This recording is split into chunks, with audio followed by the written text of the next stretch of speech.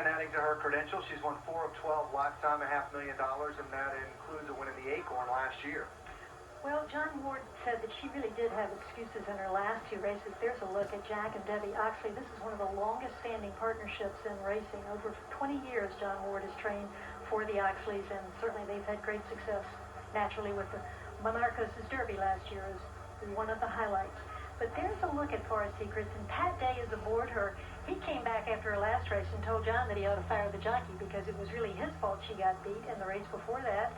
As I mentioned earlier, she had kind of a tender quarter. So if you throw those last 2 races out, you're looking back at the Rampart in Florida last winter, which she won very handily. So my only concern with her is she had a very, very subpar race over this track last year in the test.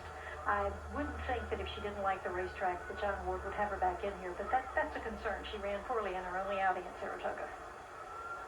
And a great shot there through the gate as we go to Dance Through the Dawn. Pass on the Delaware Handicap last week to run this week. And you see the red and yellow silks of the Samson farm, the late Ernie Samuel, his widow Lisa, racing these horses now. And Mark Frostad has felt that this filly maybe did not like the track in her last start down at Churchill Downs in the Fleur-de-Lis. She's been favored in her last 3 starts. And somehow this filly seems to not quite deliver when the pressure comes through. She's got a lot of talent. She can put up a big race as she did in the Pimlico Breeders' Cup Distaff against Summer Colony, where they just battled it out to the wire by a nose. And then maybe she might let you down a bit.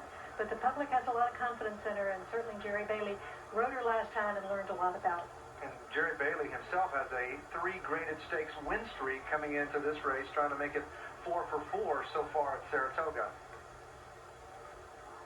And the 7-horse 2 Scarlet, a New York bred and the daughter of Colonial Affair, the sire, won the Belmont back in 1993. A great story here. This was the inexpensive Keeneland yearling. She's the only horse racing for Charles Hallis, his only horse in training.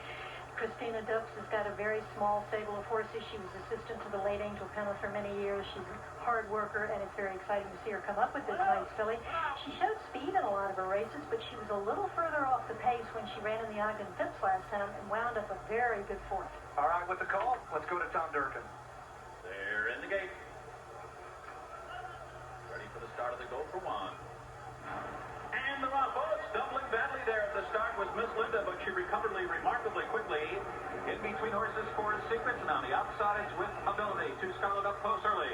So they hit the clubhouse turn. And it's Miss Linda and With Ability, and those 2 will vie for the early lead. With Ability a short lead now. And it's Miss Linda who backs off to run in 2nd position, followed by Forest Secrets now 3rd.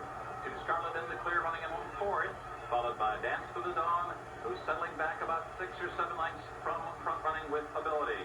Transcendental is moving through on the inside of Dance Through the Dawn, and Atelier will run from off the pace today. She's the trailer behind a sharp pace. That first quarter was 23 1/5 seconds, so With Ability is really moving right along here. Miss Linda's hard on her heels. Midway down the backstretch, there's 5 furlongs to go. The opening half, a taxing 46 3/5 seconds for With Ability. Miss Linda continues to run in 2nd, and 2 Scarlet. 4 Secrets between horses, 4th. Jerry Bailey has guided Dance Through the Dawn to the outside 5th for clear running. Transcendental. Atelier is still the trailer, but within striking range at the midway point on the turn. Now Miss Linda takes a run for the lead, and she's got it now. It is Miss Linda in front With Ability. Dance Through the Dawn continues a sustained rally on the far outside, and long shot 2 Scarlet in with a fighting chance as the field turns for home. Dance Through the Dawn, 2 Scarlet head-to-head for the lead. Miss Linda down toward the inside. Transcendental is now about 6 lengths from the lead into the final furlong. Dance Through the Dawn has wrested the lead. It is Dance Through the Dawn in front, and she is now prevailing over 2 Scarlet. Transcendental is coming on, but it'll be too late and not enough for her. It's Dance Through the Dawn and Jerry Bailey aboard to win it by 4 lengths. So it was a very tight quarter per second between 2 Scarlet and Transcendental. Well, Jerry Bailey, why not on Bobblehead Day? His 4th win of the afternoon, and he wins the big one with Dance Through the Dawn. Well, no bobblehead curse for Jerry Bailey as he continues with the Midas touch here at Saratoga, winning 1 graded stake after another, this time with Dance Through the Dawn in the Go for 1. Well, Dance Through the Dawn lives up to all that beautiful pedigree and all that promise she's always shown, and gets her first Grade 1 stakes win today, putting away the long shot to SCARLET through the stretch. Jerry Bailey riding her with the utmost confidence. There's a lot of filly here. She wins this easily. There's really not a lot to talk about. It was an easy victory for Dance Through the Dawn. Canadian champion, she has now won 7 of 14 starts and earned more than $1.5 million. More on her when we come back.